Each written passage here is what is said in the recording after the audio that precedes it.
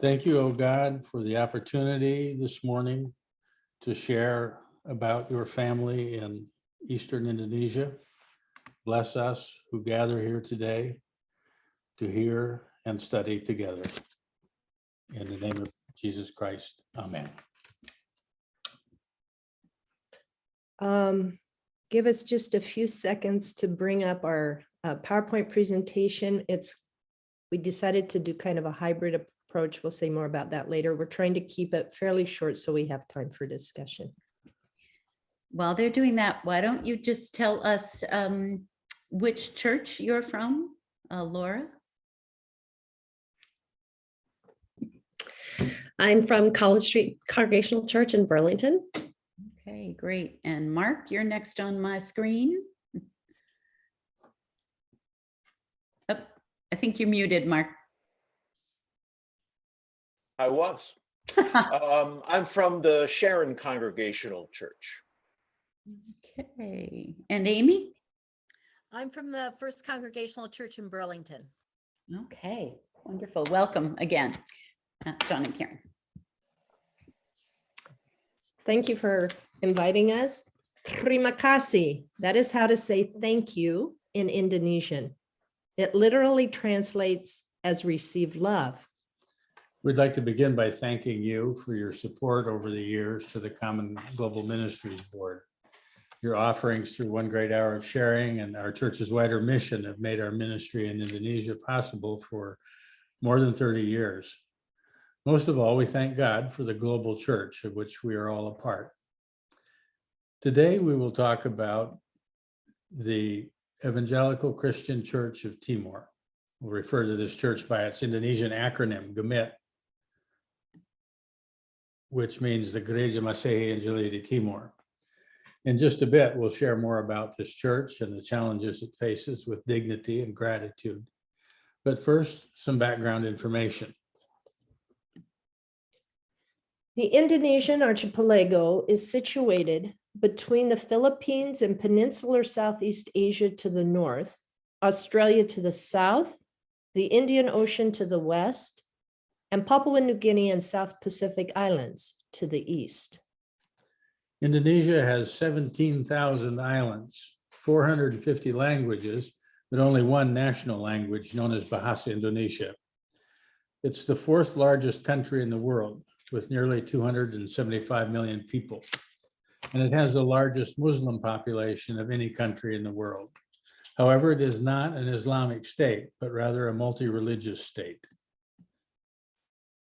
Although several major religions are mixed throughout Indonesia, there are clear regional differences between the western part of Indonesia that is predominantly Muslim and the eastern islands that are predominantly Christian, including the area served by our partner, GEMIT, shown in the circle. In Indonesia, modernist Islam tends to be influenced by Saudi Arabia and has more conservative attitudes and observances, whereas traditional Islam is, in general, more moderate and tolerant of indigenous religious practices. I might mention the green area on this map that is showing the modernist Islam areas of Indonesia. That is also where the concentration of Indonesia's population is located. Besides partnerships in the areas of theological education, human rights, and interfaith relations in Indonesia, Global Ministries also partners with several church bodies, such as the Communion of Churches in Indonesia, which is like a national council of churches, the Christian Church of West Sulawesi, the Christian Church of Sumba, and the Evangelical Christian Church of Timor, that we call GEMIT, based in Kupang, West Timor. Although located in West Timor, it serves churches within the province, most of the islands in the province of East Nusa Tenggara Timor. And if you can see the island of Timor on the far right there, you'll see it split in half. And we lived and worked in the western part of that island and the islands that GEMIT serves, which is in the western part of the island. Timor-Leste, or East Timor, is a separate country.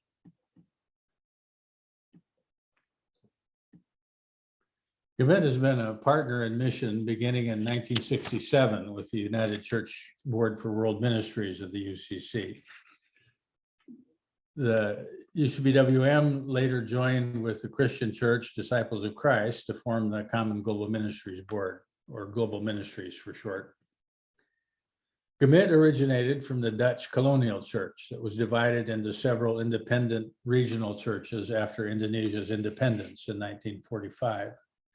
Gimmet was one of these regional churches and had to struggle at first to survive on its own. Gimmet now has 52 presbyteries or conferences, 1,500 pastors who serve 2,100 congregations with more than 1 million members. This is roughly equivalent to the membership of the Christian Church, Disciples of Christ, and the United Church of Christ combined.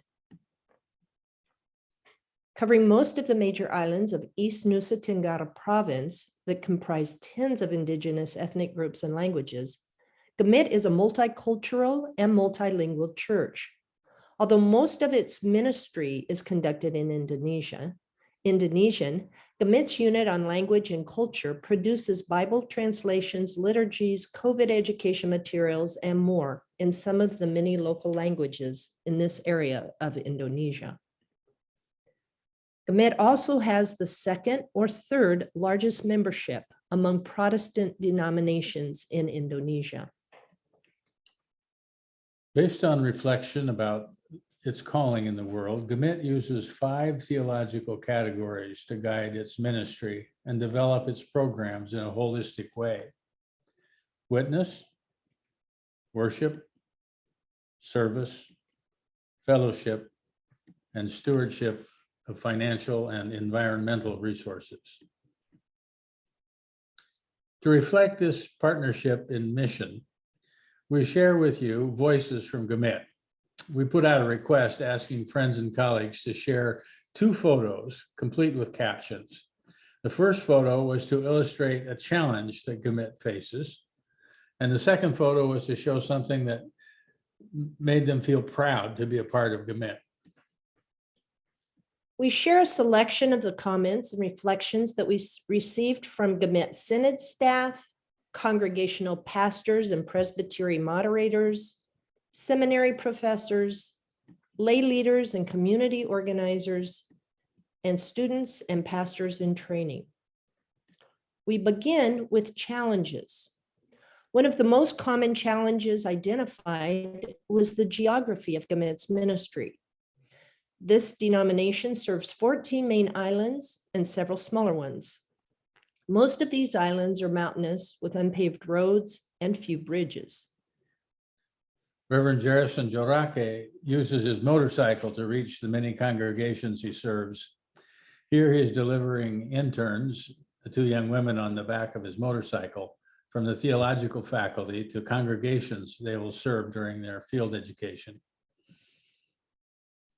Many islands where Gimmet serves typically have cycles of flooding and drought, which makes for unstable farming and periodic crop failures. During the dry season, people line up at pools of stagnant water in the dry riverbed to fill jerry cans and pails. They then must lug uphill to their homes. They will ford this same river during the rainy season in order to get to church. Another challenge is an infrastructure that does not serve all areas of the province equally. Many villages still do not have electricity, and phone service is often only available if you know which tree to climb in order to get a signal. Reverend Julian Widodo shared this challenge. Sometimes a pastor must be willing to climb a tree in order to send a meditation or a message to congregational members. The signal at the parsonage was not strong enough to send data or files, so I needed to find a spot that was a bit higher up. Another challenge noted by several respondents relates to the feminization of poverty. Lucy Pulamau, currently doing graduate study at Eden Seminary in St. Louis, shares this reflection. Lenny sells bananas across the street from her church, Paulos congregation, which is one of Gamit's largest and wealthiest congregations that you see in the background across the street. She must sell bananas to help her parents pay for cell phone data so that she can attend school online during COVID. For a long time, I have felt that the social economic gap between one person and another in Gamit is too great. And I think this will always be a challenge for Gamit. With very few economic opportunities in their home villages, many poorly educated and unemployed young people are vulnerable to trafficking as they seek work outside the country, usually in Malaysia. Too many of them die outside the country and return in coffins. So many coffins were being returned to the province that the airport's cargo terminal created this corpse terminal where families and supporters can receive the bodies of those returned. Juliana Benu, a graduate of the theology faculty where we taught, writes, Human trafficking in East Nusa Tenggara province is a problem in need of a serious response by the church. The hundreds of bodies sent back each year should be a warning for the church that it needs to work in cooperation with others.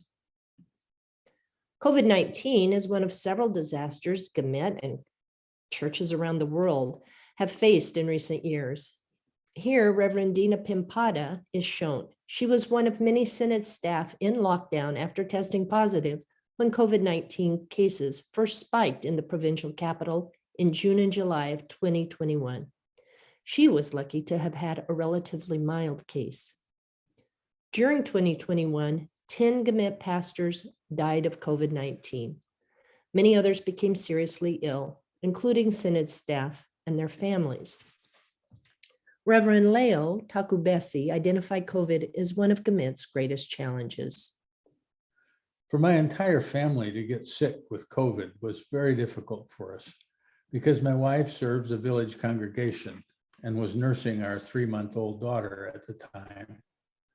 It's very difficult to explain about COVID to village congregations, especially because some still see this illness as unnatural, a sign of God's judgment and curse.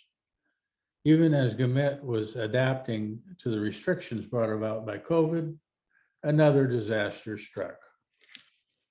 On Easter Sunday weekend, 2021, Cyclone Seroja caused massive evacuations, loss of life and injury, and major damage to sources of livelihood, livestock, rice paddies, cornfields, and also to the infrastructure on many islands, electric lines, roads, and bridges.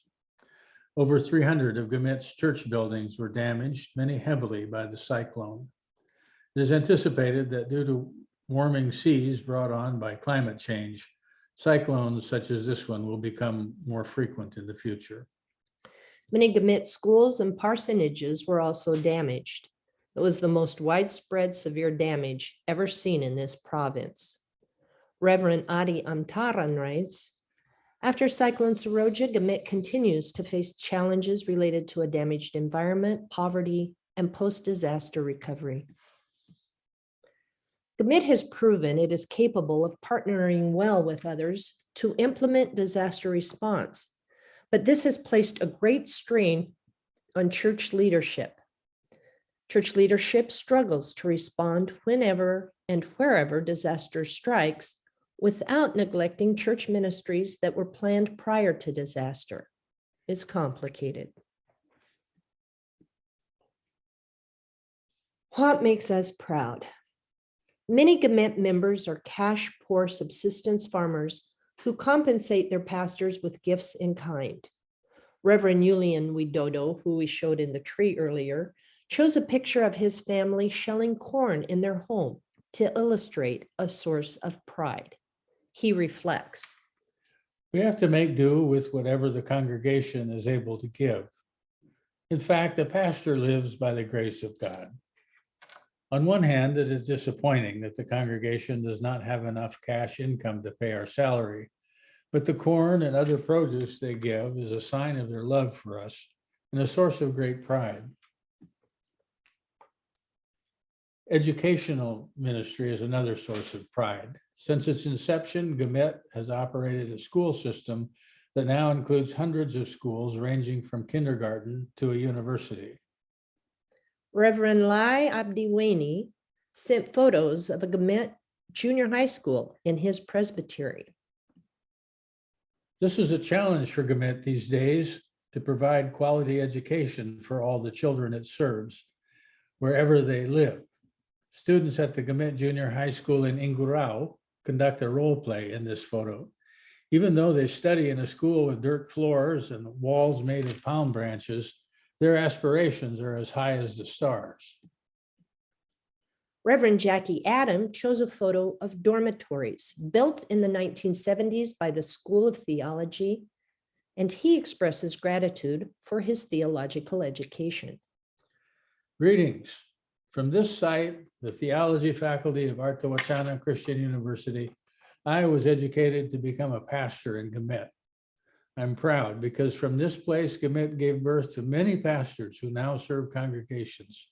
Thanks to all the teachers who gave their best to their students. Reverend Yehezkiel Pinat reflects on Gamet's diaconal ministry. In Gamet, the sense of caring and willingness to help others in need remains very strong. This includes an enthusiasm for joining together in social service projects. In rural congregations, we find that when a member of the church has lost a home, for example, due to a fire, there's an initiative to build a new home for them, even if it's very simple. The voice of the church is still obeyed when we call people to work together. While it has been common practice to repair or rebuild the homes of poor members of the congregation, such operations kicked into high gear after the Cyclone Saroja disaster a year ago. Can you see the cell phone propped up against a rock? Using their hand phones, these construction workers on the island of Sabu are having an online training session with architects based in the provincial capital of Kupang in West Timor. They are learning how to build more resilient structures, churches, parsonages, following Cyclone Saroja. Despite the challenges of online learning, the builders have been consistently enthusiastic, and they are grateful the Gamet is recognizing their abilities and investing in capacity building. Reverend Bea Tahun also writes of her pride in Gamet's diaconal ministry. We are called to care for the health and welfare of our congregations. During the COVID-19 pandemic, we distributed masks and showed people how to use them properly. Farmers in areas that were spared by Cyclone Saroja donated corn to those who were hardest hit. Reverend Tahun continues her reflection. The church is not only a house of prayer, it must also be a house of bread for those who need it. We help those in need with what we have, and what we have is corn. Reverend Lai Abdiweni shares another source of his pride in Gamet when he writes, Gamet has a wealth of cultures and languages.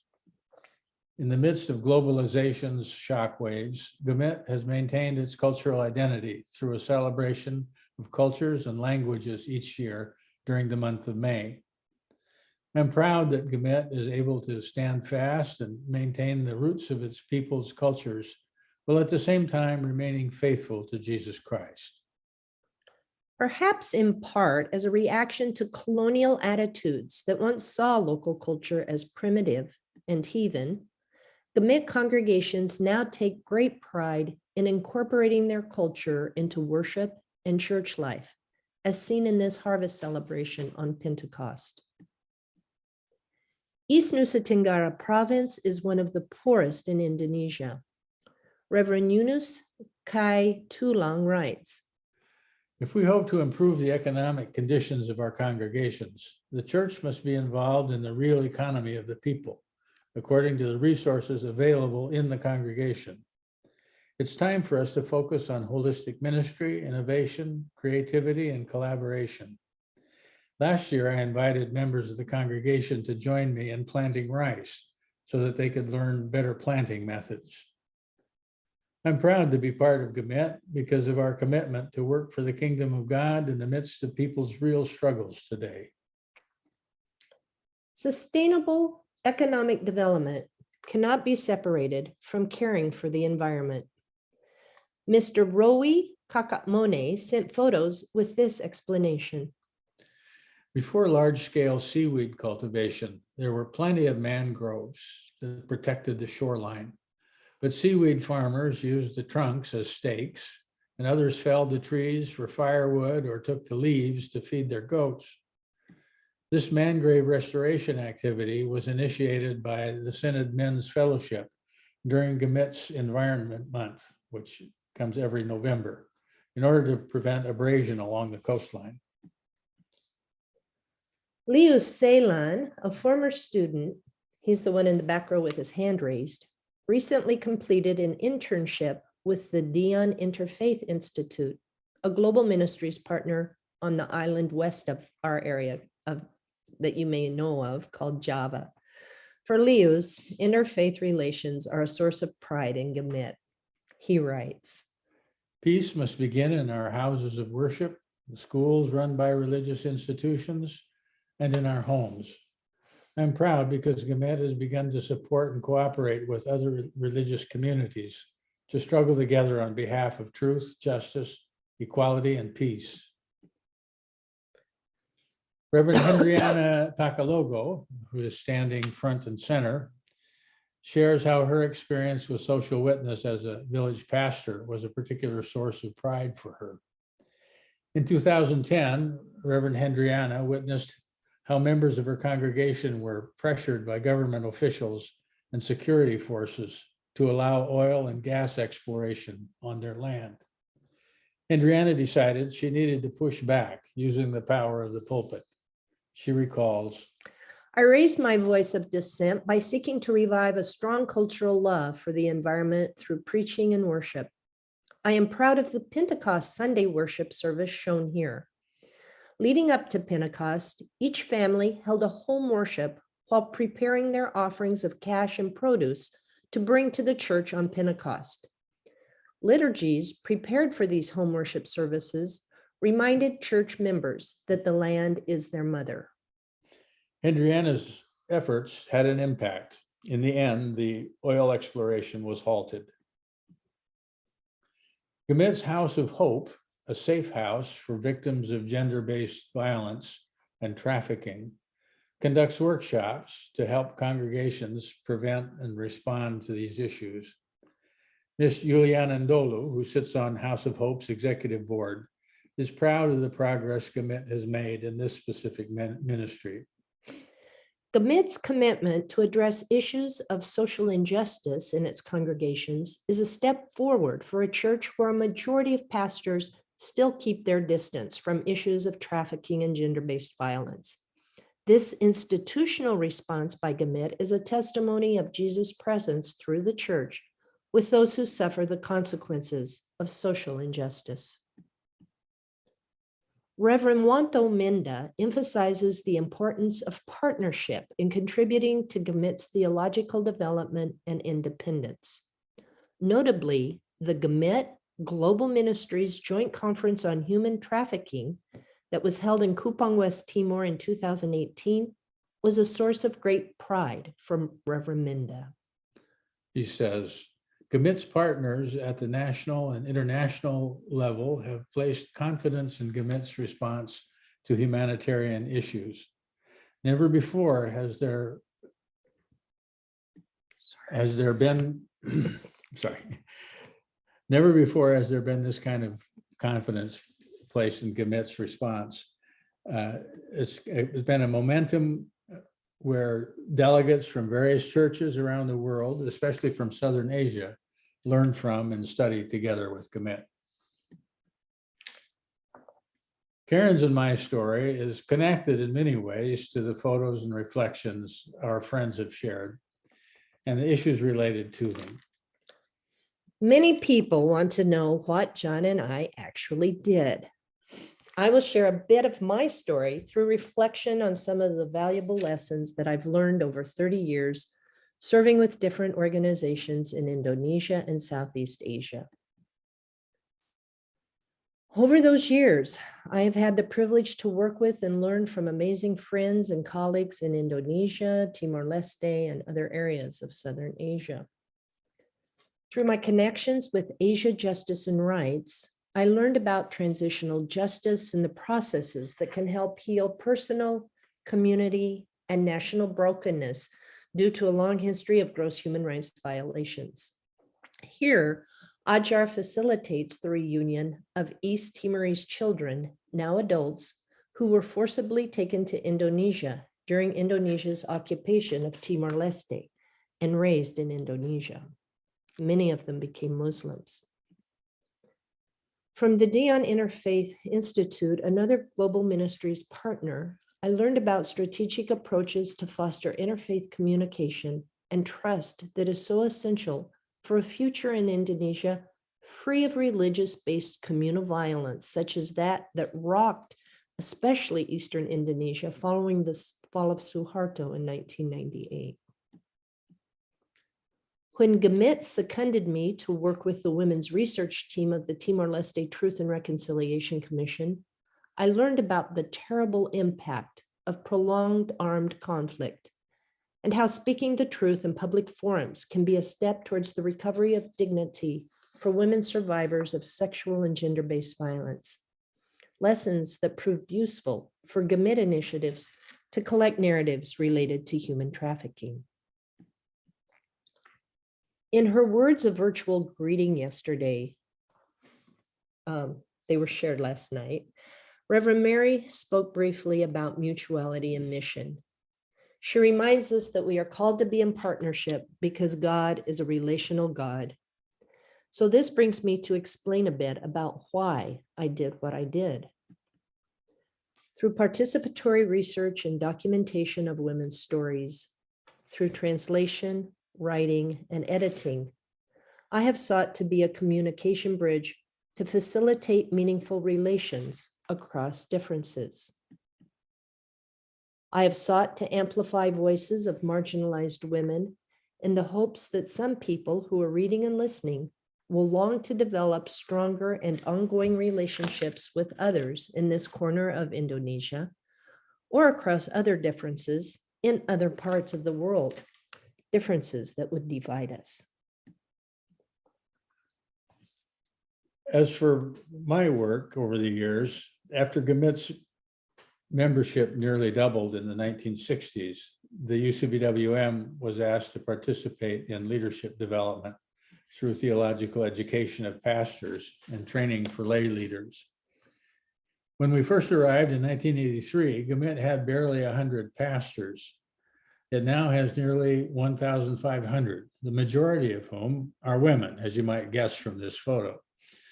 At Arto Wacana Christian University, I taught courses in pastoral care and preaching at the undergraduate level, and political theology, post-colonial theology, and theology of human rights with Karen at the graduate level.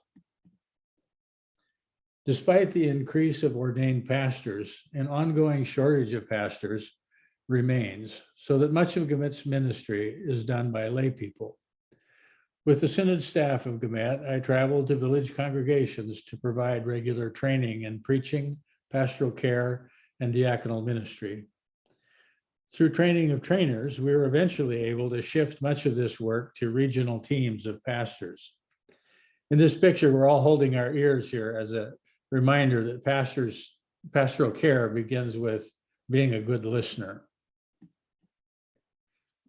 About 90% of Gamit's members are farmers.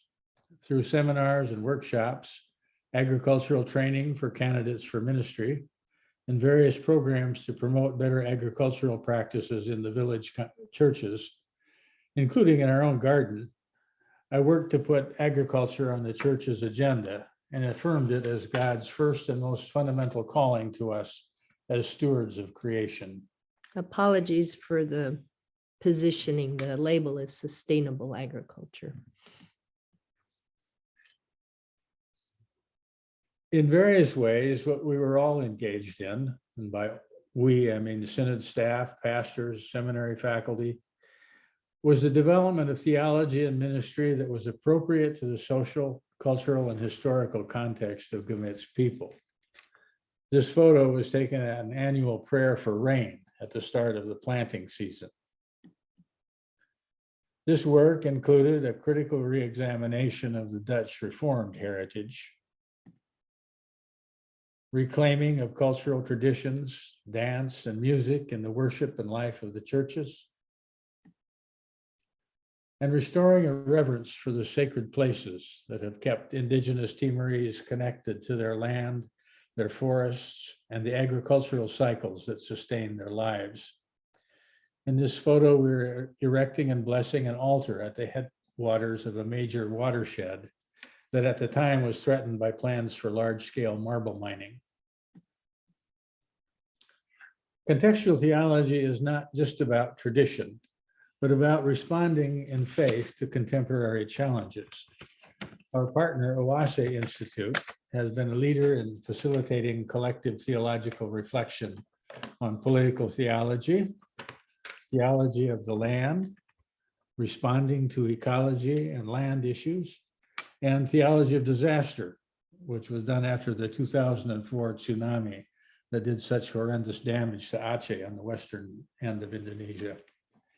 Most recent is a collection of theological reflections on the pandemic. And finally, if I had to put a name on the kind of contextual theology I was engaged in, I would call it post-colonial ecclesiology. That's the theme of a book that we published in 2019 called A Church for a Free People. As many of the authors noted, the post-colonial struggle is not just about setting aside dependencies on the Dutch heritage, but also freeing ourselves from the oppressive forces within our own culture. After all, the local elite collaborated with the Dutch to colonize their own people. So this is the ongoing task, developing churches that are free of patriarchy and abuse of power, and that reflect the freedom, equality, and fellowship that are our heritage in Christ. In Gamit, we often refer to church as the family of God. Gamit's challenges and sources of pride that we shared earlier give you a picture of our friends and colleagues in Indonesia who over the years supported us with love, prayers, and gentle guidance. You too are members of this family of God through your support of global ministries. This also includes our own personal family, our children, Sam and Katie, and our extended Timorese family.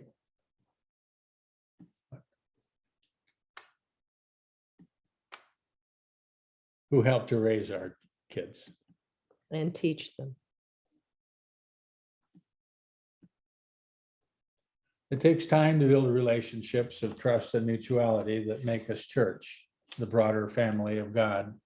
The stronger and more networked those relationships become, especially across differences, the healthier becomes the body of Christ universal. We have covered much ground in a short time, from the challenges of human trafficking and responding to Cyclone Saroja, to the pride taken in contextual expressions of faith and actions to reclaim deforested mangroves. Each story we've shared with you could be expanded into a full presentation on its own. Nevertheless, we hope these brief glimpses into one of Global Ministries' partners in Indonesia encourages you to grow in faith, to join with others different from you, to get to know them, to be in mission together with them, not for them. May we continue to support church partnerships around the globe and explore ways that we might join in addressing our common challenges. For this is not only what it means to be church, it's what it means to be human. Terima kasih. Receive love. For a version of this presentation that includes a few more stories from our Gamit partners, you can see our presentation online at the Global Ministries website. Thank you for joining us today.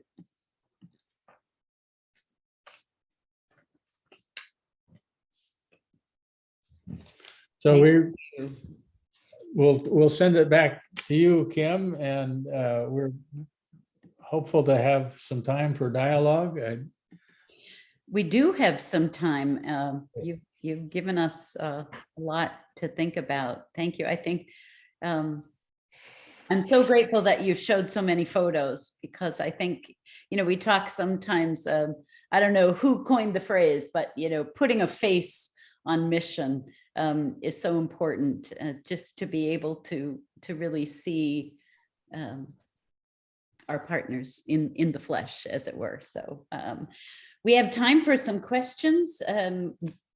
Just launch in. There are few enough of us that we don't have to raise hands or do anything formal. So questions, anybody? And welcome, Mario. You came in after we did our brief introduction. So you want to just say who you are and where you are? Yes, sorry, I didn't get my link, so I had to email the church. Oh, I'm Michael Mario, the pastor of First Congregational Church in Springfield. Pleased to be here today. Good to have you all. Questions, anybody? It doesn't need to be questions either. If they're just responses, comments, things that this stimulated you to think about in your own context of ministry, we'd love to hear about it. Right. Many thanks for your work. And it's inspiring when I think of some of the challenges I, as a pastor, we as pastors have, to see the challenges that you and people there are facing. I don't have to climb a tree to make a phone call. So it really puts things in perspective. Actually, there are places in Vermont where you may have to do that. But anyway, yeah, thanks. Some times you're happy if you can see a tree that you might actually get a better signal from. Right. Yeah. I too would like to add my thanks to the two of you for not only presenting the work, but doing the work. And I was at the Columbus Synod in the mid-90s. I don't know what number and I don't know what year, and you shouldn't believe me if I gave you numbers. So, but one of the things I clearly remember was the head of the church from one of the Timors coming and saying, "Thank you." I think there was a civil war happening at the time, maybe, or an invasion, something. And so it was tough for him and them. And his message was very simple to the United Church of Christ. Thank you for being with us and a part of us, and knowing of your support and prayers has meant an awful lot to us. And that was it. That's really all he wanted to say. There wasn't any request or reference to material support or anything else. And I remembered that, and it has oftentimes been my vision of what global ministry is at its core. And so having you folks from Timor, one of, reminded me yet again of that. And I appreciate that too. Thank you. Thank you for that memory. It is pretty complicated, but in West Timor, we're culturally related to the people of East Timor, but East Timor had been a Portuguese colony, and there'd been a long struggle for independence. The Protestant church in East Timor was founded with help from the Protestant church in West Timor. So we were involved throughout the period of their struggle for independence as a kind of conduit for messages to the outside world. It was difficult for the church in East Timor to speak. While they And were still occupied while by they were still Indonesia. occupied by Indonesia. It was dangerous. And so they really valued the connections with the United Church of Christ and other international partners as being a conduit for getting the truth out about their struggle and the suffering of the people of East Timor. And they've been very grateful for that particular role that only an international connection could provide. So it's one of those cases in history where it's it really shows the need for international church connections. I'm sure people in the Ukraine are feeling some of that at present as well. Let's hope so. So yeah, we were there long enough that we lived through that period of, I mean, as long as Suharto was the president of Indonesia, there was this new order. They called it a democratic new order, and it was a dictatorship, and things were quite repressive. And that was part of the time in which Indonesia was occupying East Timor. So after its independence, there was, I mean, John was there when they, with a group of people observing the referendum. When was that? 1999. And then and Indonesia didn't leave. I mean, they had UN peacekeeping troops come in, but they had militia that were wreaking havoc towards the end, trying to keep the referendum for independence from happening. And there were a lot of East Timorese who fled because it was so dangerous. And places in West Timor were filling up with refugees, and we housed people for a while. We hid them. It was an exciting period in our life there. But then afterwards, I think it speaks a lot to some of the more progressive elements in Gamit that I was allowed to participate then with the Truth and Reconciliation in Timor-Leste, because a lot of people in Gamit at that time just didn't want to have anything to do with Timor-Leste. And that was a real formative period of my own life.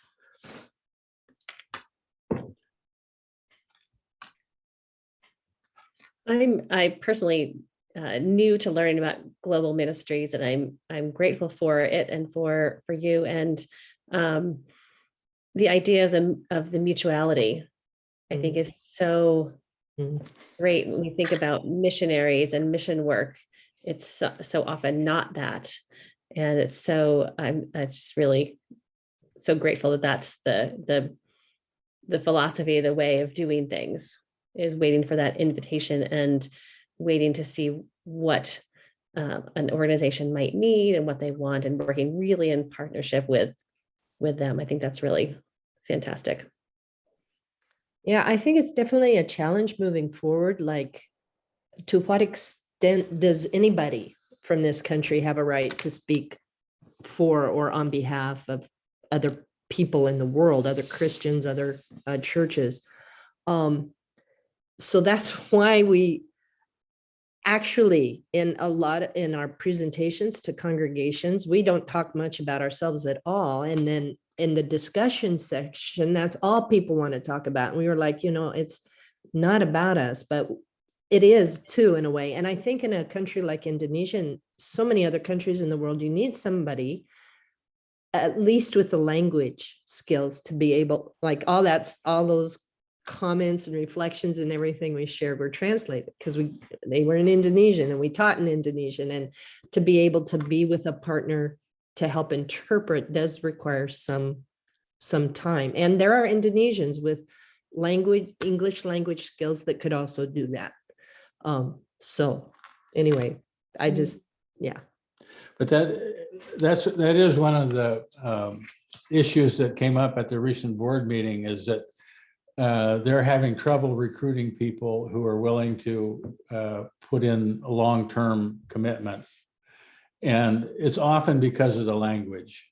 Mm-hmm. We were really fortunate that it was back in more prosperous times for the UCC, but we were sent to Cornell University to study Indonesian language and cultural context and political context with some of the country's best Indonesian experts. If we don't invest in language training, that means that our partners will be those who speak English. And we put the burden on them. And it often means that it's the elite in our partner organizations and partner countries who have a voice, because they're the ones who can speak English. So it's important if we want to really declare our seriousness and our welcome, as Darrell said yesterday. We need to invest in language and area training, and we need people who invest some time. I think it's important to also say at the same time, I think Global Ministries is going through institutionally, an internal process of discernment about long-term placements, and that's overdue, very needed. What's our motivation? And, it's a question that when we're here now, being asked to speak to churches, it's a really important personal question as well. Why did we do what we did for so long? And your comments, Laura, is that your name? Is so true. If you wanted a conversation stopper in any secular social gathering for years, I'm a missionary. And that is such a loaded term and dead stop to end. Oh yeah. Okay. Let's not talk to her. It was just, it connotes so much. And it's hard to explain. I did human rights work and I learned about, so much stuff. And, but anyway, I think that we're all called to think about how we understand God's mission in this world and how we connect to it. And, one of the things I was trying to say was, I think it's so important now to try to reach across differences, and for John and me to be looking at our next move in life in this amazing world and really scary world.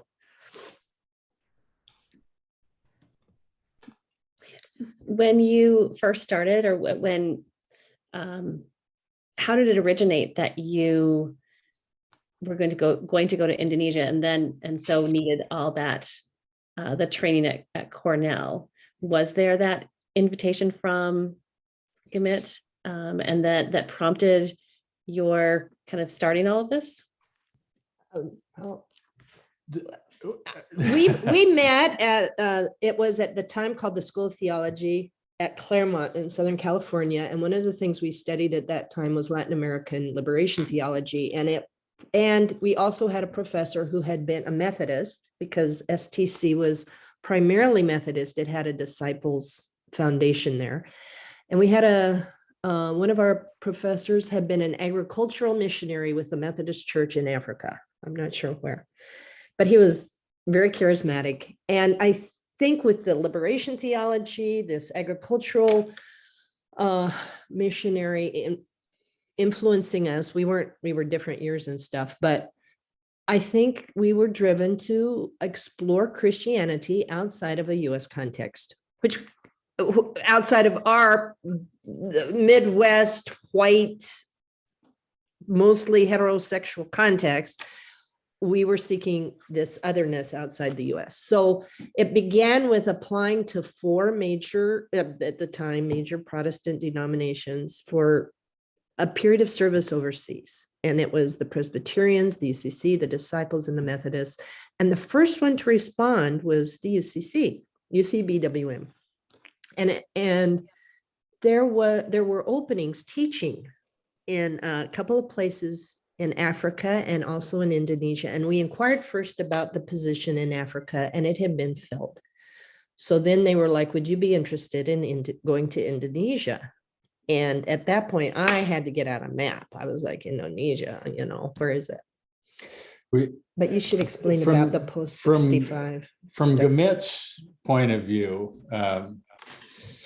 in 1965, if you joined the Peacemakers meeting yesterday, Karen presented about the 1965 anti-communist purges in Indonesia. About 500,000 people killed, At least. and a lot of terror. People who had not been affiliated with one of the official religions in Indonesia, who followed tribal religion, for example, flooded into the nearest religious institution, because the idea was spread around that if you're not a member of a religious group, you're probably an atheist and therefore a communist. So the church in Timor was the largest recognized religious institution. So within a couple of years, membership doubled. People just flooded in seeking protection from the communist purge, knowing nothing about Christianity, but not wanting to be imprisoned or killed. So the leadership of Gamit then asked the Indonesian National Council of Churches to help find international partners To help. to do lay leadership training and theological education in order to provide ministry of some sort to all of these new members. And that's when the Indonesian Council of Churches contacted UCBWM, and the first missionaries from UCBWM went out in, I think it was 1970, 69 or 70. And then we were the second couple who went to Timor. And we never expected to be there for a lifetime. It wasn't yet a critique on long-term missionaries for us, but we didn't expect to be there for more than 4 years. It was a 4-year appointment, the first one, but a couple of things started to happen. And there were few opportunities to use Indonesian in the United States with lower income communities. Many Indonesians that are in the US, unless they come without documents, and they don't tend to congregate in churches so much, but Indonesian language congregations in the United States tend to be upper middle class Indonesians, and that's not where we wanted to be. So that's part of what contributed to our decision to keep going, returning with an invitation from there. I mean, we were also there long enough to have enemies too, that didn't want us there for church politic reasons, and a lot of people who did. So anyway.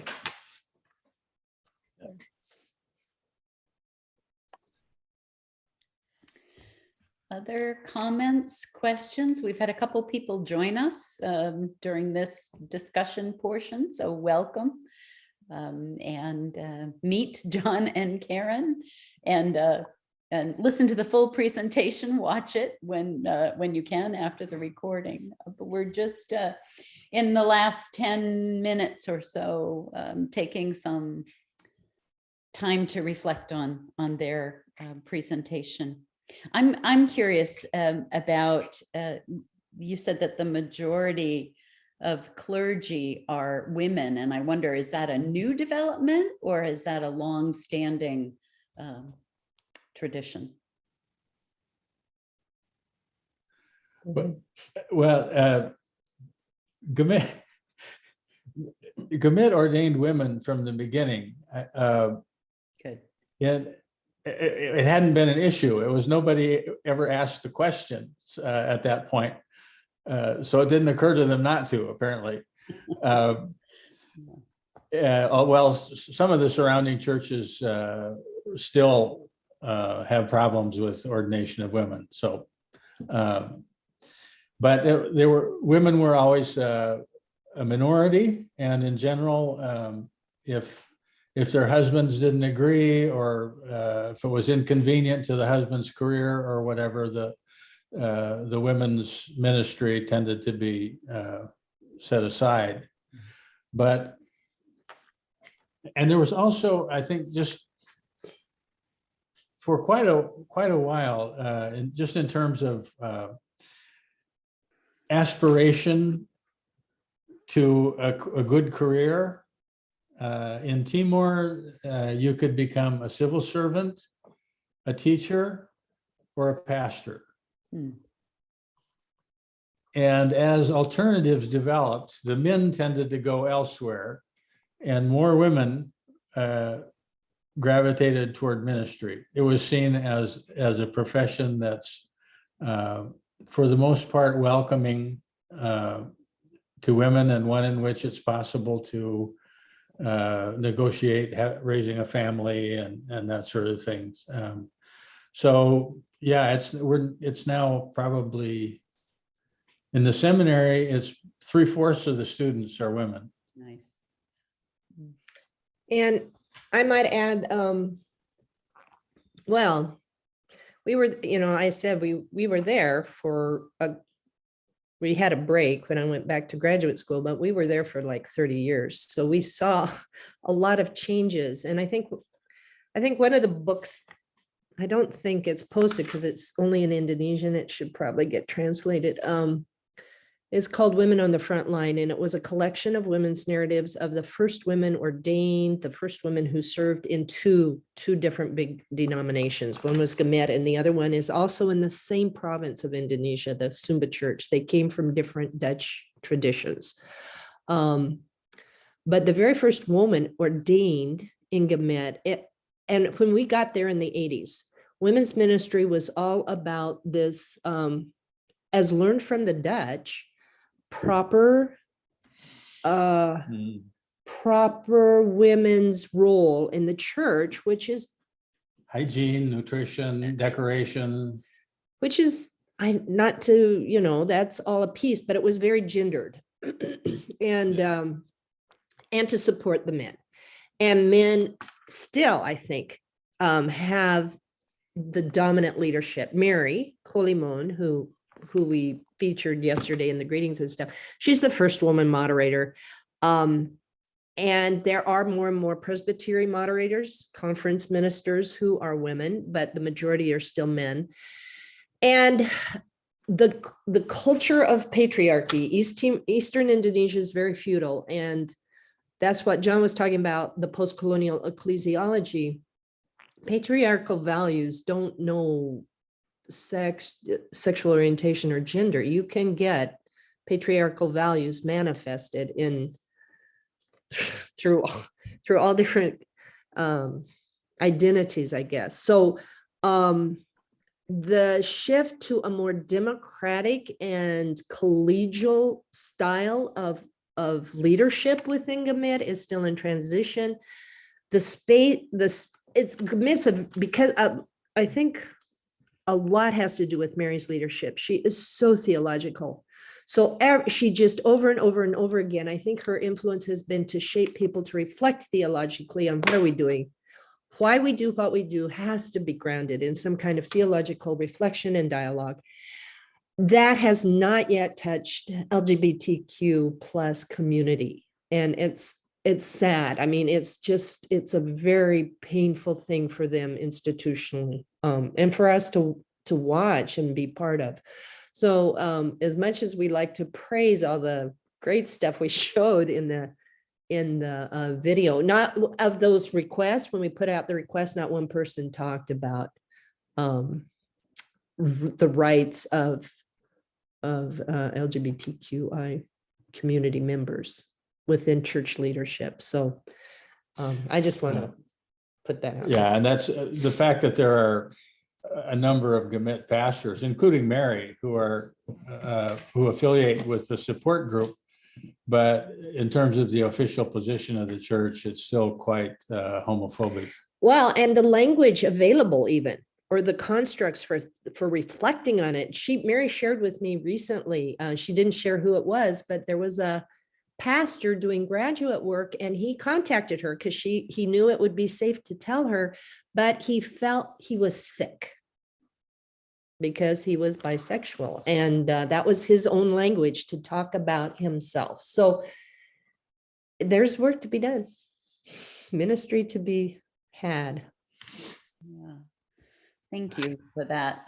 That makes the snippet that you showed yesterday all the more compelling. Yeah. I'm Yeah. so glad, grateful for that, really. Yeah, me too. I was crying when I watched it. I was like, yeah, it's the way the church works. Some of the most prophetic are the side spaces. They're pastors, but it makes me think, well, why is the institutional? Because there's so many people who are afraid and are scared and go back on exclusion, fall back on exclusion as God's word or something. And it's sad. Yeah, as you say, more to do. Yeah. To see, Yeah. more to say. Yeah. The last chance, comments. Wanted to maybe inquire a little bit more about one of your last slides, because like Laura had mentioned, I was struck by this mutuality. When I lived overseas in Africa and Asia, the missionaries that I encountered and had to work alongside with were very rigid and very top down. And so it was so refreshing and wonderful to hear your words. But I think you used the term Church of Freedom, or what was that term you used? And I just wanted to hear a little bit more about that, because I like that terminology. Mhm. It's the title of a book. The Church for a Free People. That was a collection of essays that we put together about reflecting on the post-colonial experience in Indonesia and how the churches had shifted from being a child of a mother church somewhere else to being their own churches, their own people. And we also tried with maybe somewhat less success to raise up freedom as a theological term, as an anthropological term, that people are made to be free. That's still a bit of a challenge in many contexts in Indonesia. It's a very communitarian society everywhere, so that the idea of personal freedom is sometimes seen as threatening the community. So we tried to raise up some of those issues, but for the most part, people will say, if you say freedom, they're thinking about freedom from Dutch colonial power. But that's not enough, because a lot of the colonial functions got taken over by Indonesian elite. So how then do you talk about freedom from your own elite groups? So it's an ongoing process, but at least we got the discussion started. And I know we're running out of time. I just want to add another thing that I think is in this country as well, and John has touched on it. It's this tension between the individual and the communal. And part of what we miss has been so hard for us, besides lack of sunshine. We were like 9 degrees south of the equator, and it's been so hard. We take vitamin D and go. Today, we love the days when there's sunshine in Vermont. But for example, we miss so much the communal stuff. It's just part of how Gamit works, and haven't found too many congregations that work like this. And I get it. It's totally different historical trajectories. But for example, when they would do COVID testing, for example, they did it together. They would have somebody come to the Senate office, and everybody's going to get tested at the same time.